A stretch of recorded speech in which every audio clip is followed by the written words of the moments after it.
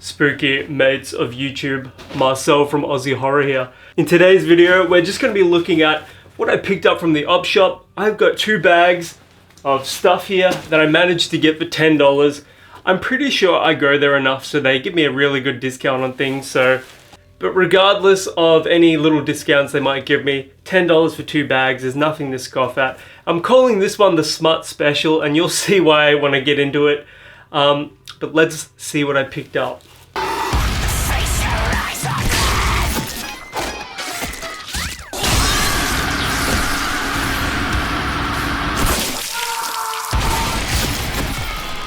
This entire bag is filled with Dean Koontz books.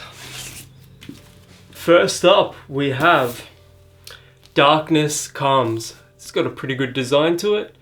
Haven't read this one. I generally collect paperbacks myself, so all of these Koontz books are hardcovers, so I'll be selling these. They've got amazing designs on them. I mean, just look at the artwork.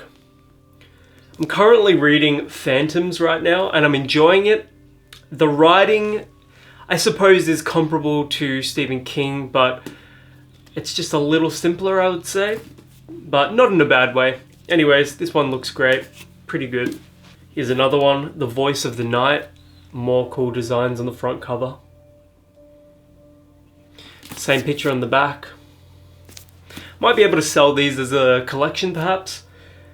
Or if any of you guys want a copy of these, let me know and I'll just mail it to you for free. I don't mind losing $1 or $2. It makes no difference to me. But yeah, just appreciate that artwork. Looks great. And then old mate Koontz on the back, just chilling by a tree. This one is in slightly worse condition, but still not bad. This is The Eyes of Darkness. Same picture on the back. Here's another one. If memory serves me correctly, Strangers is meant to be one of Koontz's best books. Generally when I'm like reading an author, I prefer older books, their earliest books, like Stephen King's, some of his earliest books are like Carrie and Salem's Lot. And if you want a true sense of like what catapulted them to where they are now, you look at their early stuff. So King's early stuff is super horror focused, whereas Koontz is not quite as horror focused, but you would still sort of put him in a similar category, you know what I mean? But yeah, this one, cool design. And that covers the first bag. Next up, we have Lasher by Anne Rice. As far as Gothic or modern Gothic, contemporary Gothic writers are concerned, Anne Rice is pretty good, although you'll notice in more recent books of hers, she sort of went really Christian with things. Like she turned Lestat, the vampire Lestat, into like a hero, and he like gets guided through hell by Memnoch, the devil. It's very complicated. Maybe we'll delve into the lore of the Vampire Chronicles one day, but for now we're just going to be looking at these books. This one's in really good condition. Lasher is the sequel to The Witching Hour, and from memory they're not part of the Vampire Chronicles series.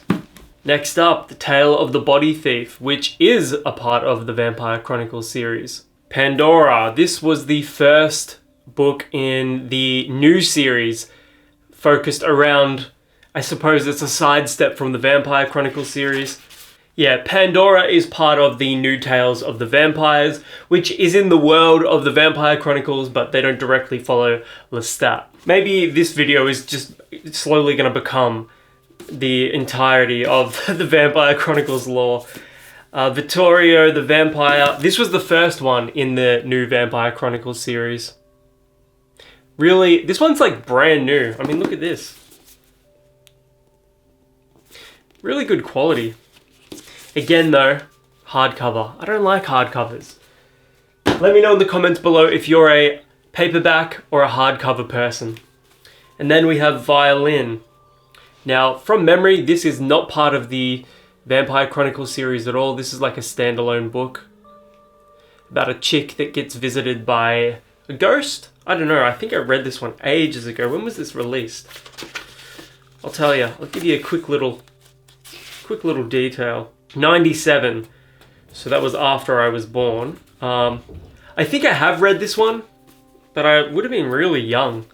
Yeah, I'll just show you the cover again. This one's in really good nick as well. I may actually keep this one. And we have one final book. Oh, that's cool. Memnoch, the Devil. This is the one I was just talking about. The vampire Lestat, monster, outsider, hero, wanderer, is snatched from this world to face his most extraordinary adversary ever in Anne Rice's darkest and most daring novel to date. His guide, Memnoch, the devil, who takes him on a tour of creation and leads him into the mythical worlds we must all one day confront, the very realms of heaven and hell. See, that's exactly what I was telling you.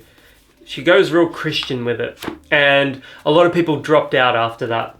Because the very concept of vampires and vampirism is like sort of an affront to Christianity. It's the defilement of the dead. So there's like a massive source of confliction. It's like she wants to make money off of the series, but she can't really write about vampires having sex and drinking blood because it's not Christian anymore. So she's got to sort of turn it Christian. We'll stop there. I promise you, I'm not going to go on any more about the lore behind the Vampire Chronicles. But yeah. All of those books, man, and I got all of these for less than, I got all of these for $10. This is ridiculous. Okay, the rest are movies. The double pack of Taken, so this is Taken 1 and 2. Shame it wasn't a triple pack, or including Taken 3, or else I probably would have kept it. Alright, here we go. Twilight and Eclipse. Can you see why, in just a little sort of way, why I was calling this the Smut Special? I'm not having a go at anybody that loves these things either. Because I wasn't a Twilight person in high school. I loved the Vampire Chronicles.